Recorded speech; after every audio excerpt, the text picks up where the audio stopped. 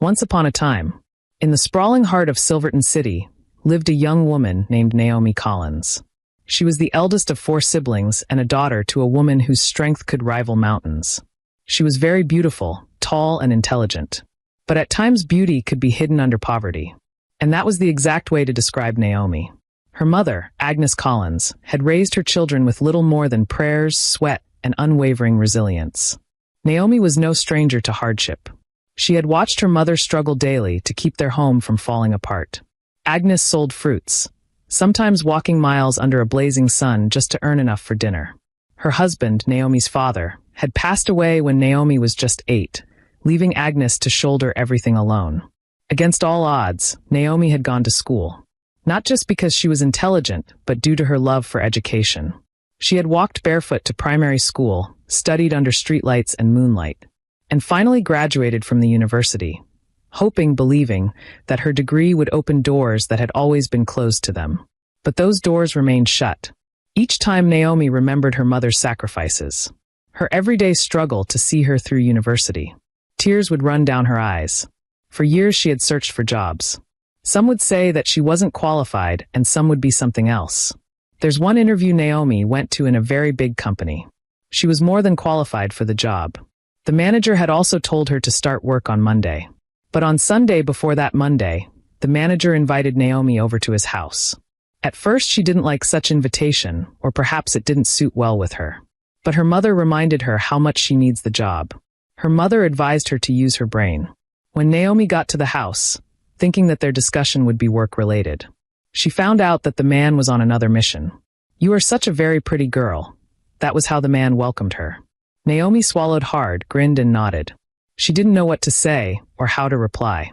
That was supposed to be her manager. Naomi sat down on the couch, waiting for the man to tell her the reason why he had invited her over.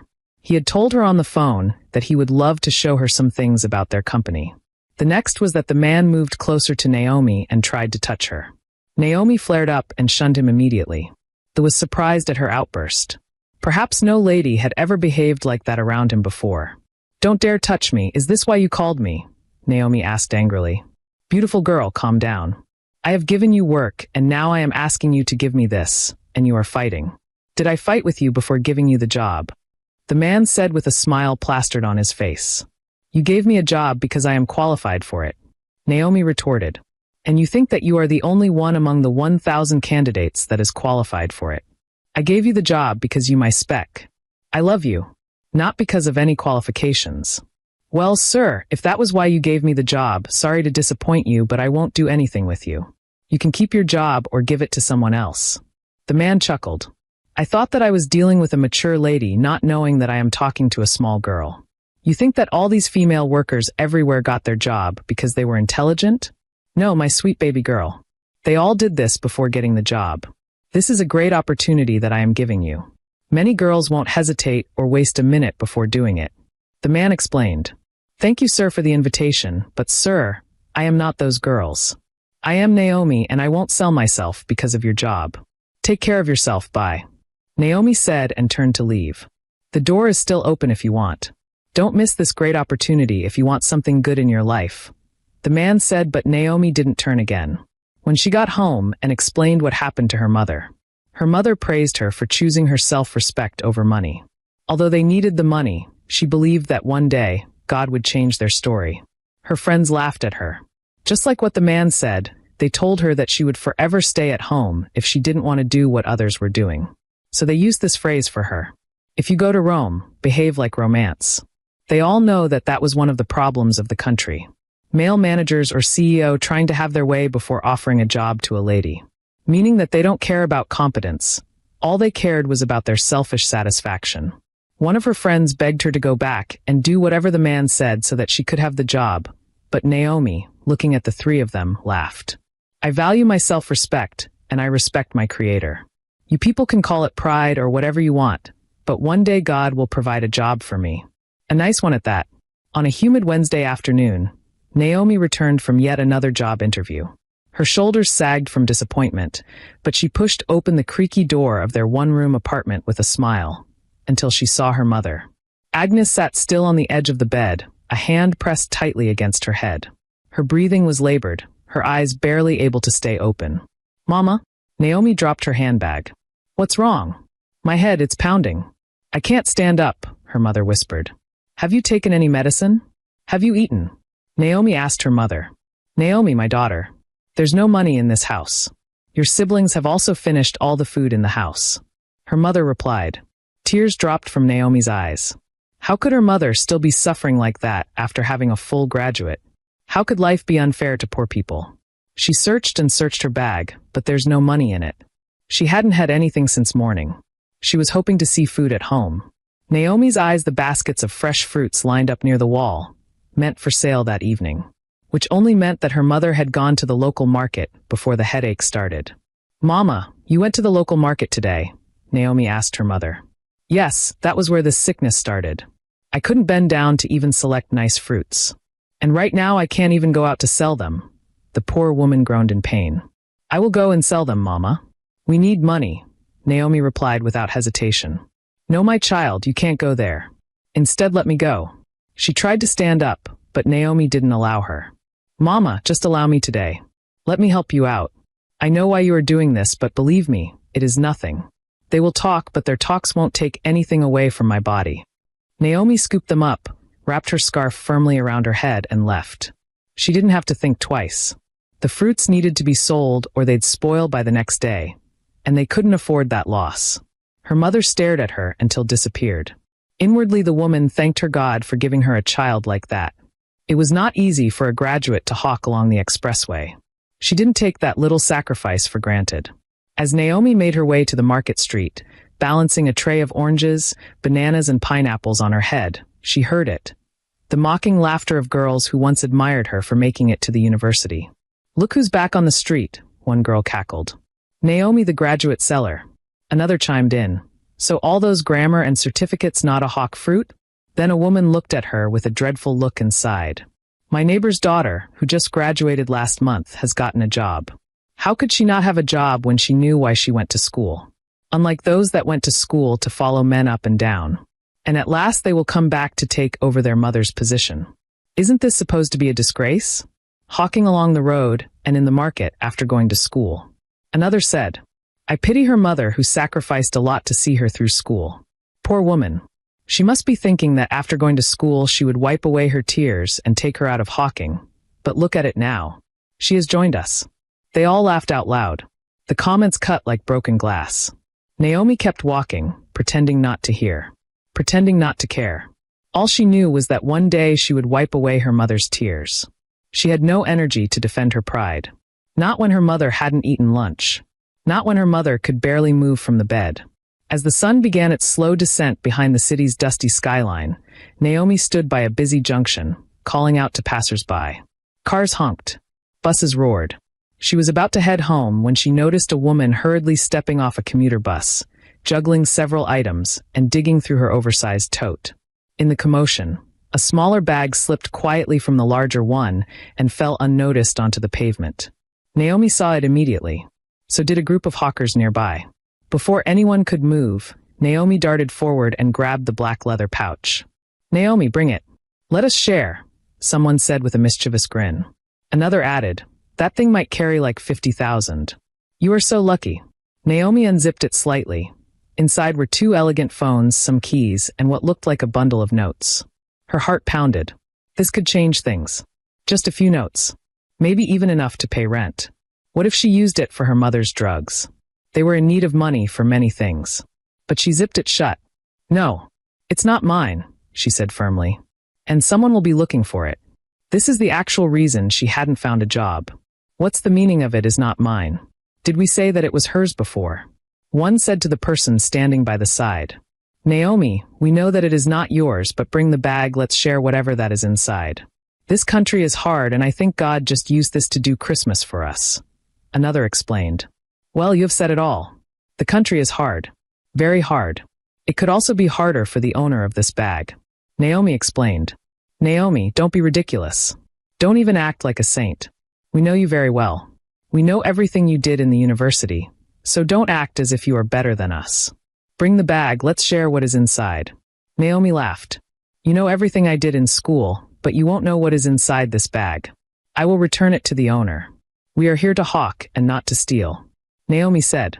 There's a finality in her voice which made some mutter that she was exactly like her mother, always claiming to be righteous all the time. While they murmured and rolled their eyes, feeling like strangling Naomi. Naomi stepped aside and used one of the unlocked phones to call the last number dialed. Hello, she said softly. I found this phone at the junction. I believe it was dropped by mistake. There was a pause, then frantic relief on the other end. Oh my God, yes. Please, we're coming back there now. But throughout that day, the owner of the phone didn't come. Naomi took the bag home, but didn't remove anything from it, not even 1 naira. Not even when the drugs she wanted to get for her mother cost 3 times the money she had. She told herself that taking money from the bag was stealing. They had assured her that they would be coming the next day. The next morning, Naomi waited near the same spot. The woman arrived in a private car, breathless and overwhelmed. She stepped out and stared at Naomi. You found my bag? She asked, stunned. Naomi handed it over. The woman opened it quickly, then sighed with visible relief. I thought it was gone forever. You don't know what this means to me. My phone's my work keys, and the money for a contract I'm handling. She didn't know when she gave Naomi a tight hug. Thank you. Thank you, my dear. You are an angel. Naomi smiled warmly. She reached into her purse. Please take something. Take this for being my saving grace. Naomi shook her head. I didn't do it for a reward, Ma. The woman was stunned. May God bless you, child. I am in a hurry. I need to cash up with my workers, she said and left. Naomi watched as the woman zoomed off.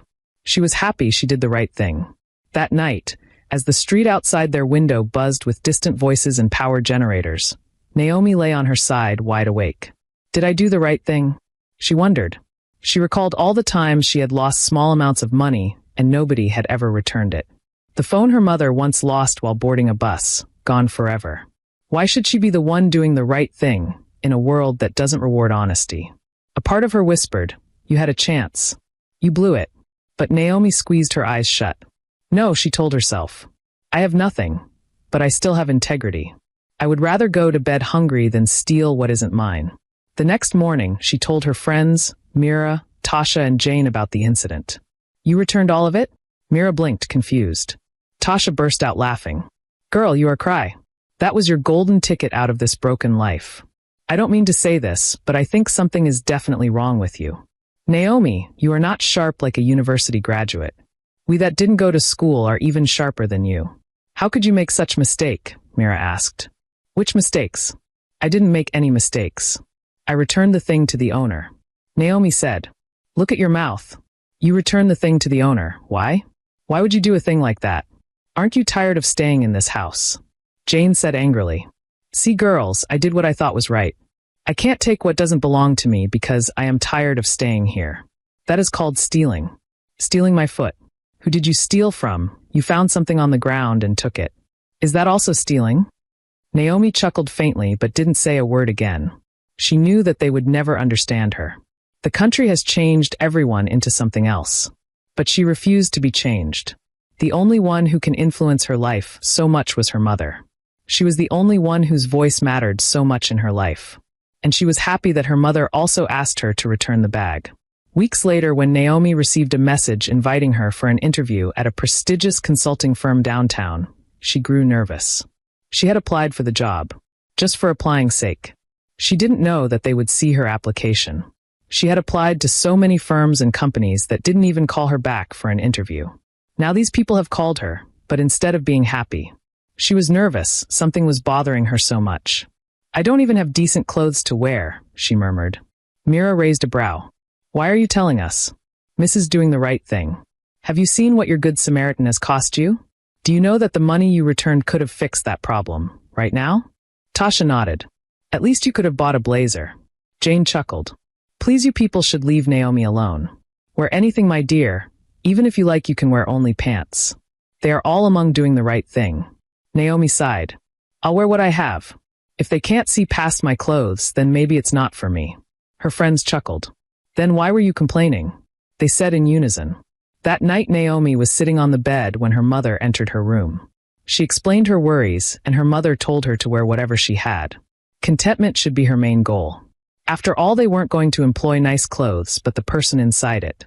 On the day of the interview, Naomi arrived in her best outfit, a pale ash-colored blouse, and a pair of trousers she had worn a dozen times. Her shoes, though old, were still shining. Inside the glossy marble building, she felt invisible among sleek suits and polished shoes. People stared. Some smirked. When she entered the boardroom, her heart beat fast. She greeted them politely, her hands slightly shaking. Then the lead interviewer looked up and gasped. "You. I know you," the woman said slowly, standing to her feet. Naomi blinked, unsure. "You're the one who returned my bag. I never forgot your face. I've been telling everyone in my office about you." The room went silent. The woman turned to the others. "This is the kind of person we need. A girl who chose to be good in a country like ours where everyone is turning into something else. She is honest, courageous. No further questions, she's hired." Naomi could hardly believe what she had just heard. The words "she's hired" echoed through her mind like a song she never wanted to end. She looked around the room, at the shocked faces of the other interviewers, at the firm expression on the woman's face, and finally back at her trembling hands. Tears pooled in her eyes, but she quickly blinked them away. "Thank you, Ma," she said softly, her voice barely audible. "No," the woman replied, walking over to her. "Thank you. People like you are rare, Naomi. And this company values people who do what's right when no one is watching." For the first time in a long while, Naomi walked out of a building with her head held high. Not because she was pretending to be strong, but because her good deeds had finally paid off. And she knew that it was permanent. A seed of hope had finally been planted in real soil. She took a long, slow walk back to their apartment, her steps light, her heart full. As she reached the wooden door of their small room, she heard her siblings inside, laughing over a joke. Her mother was lying on the bed, eyes half closed, her hands clutching her rosary. Naomi stepped in. "Mama," she said. Her mother opened her eyes slowly, smiling weakly. "Naomi, you're back. How did it go?" Naomi dropped to her knees by the bed and grabbed her mother's hands. "I got the job." For a moment, the room fell silent. Then her younger sister, Ruth, screamed. "She got it. Naomi got the job." Her brothers began jumping around. Her mother just stared at her, stunned. "You did?" Agnes whispered. Naomi nodded, eyes brimming. "Yes, Mama. The same woman I returned the bag to, she's one of the directors. She was in the interview panel. She recognized me immediately." Agnes covered her mouth, tears trailing down her cheeks. "God, you are faithful. Have you seen what I told you? Always be good, my child." Naomi laid her head on her mother's lap, the same lap that had once cradled her when she had nothing. They didn't speak for a while. They didn't need to. In the silence, the love between them roared louder than words. A week later, Naomi walked into the company again, this time as a full employee. She wore a simple but clean gown bought from her first allowance. Her ID card hung around her neck like a badge of victory.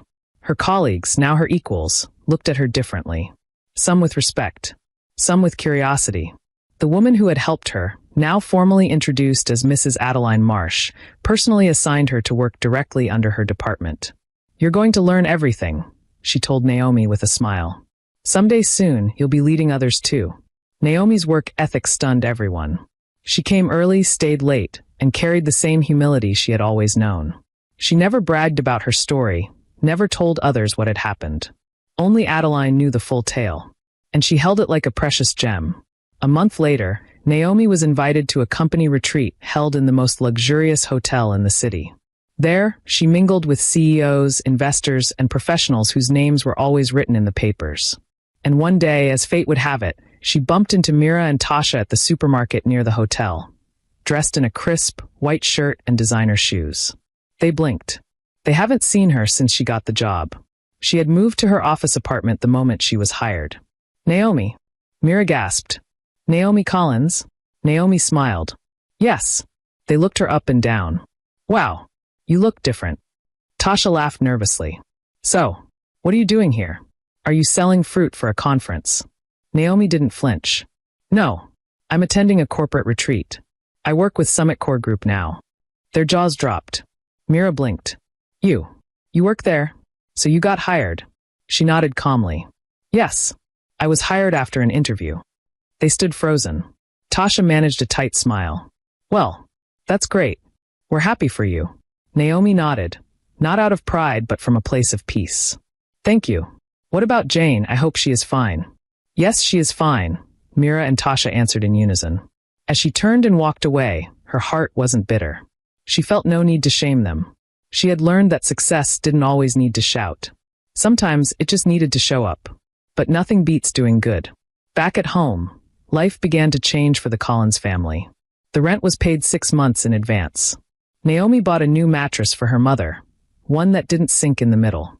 She registered her siblings in a better school and gave them a new life entirely. One Saturday, she took her mother to the clinic. The doctor said, "You brought her just in time. With proper medication and rest, she'll be fine." Naomi bought all the prescribed drugs on the spot.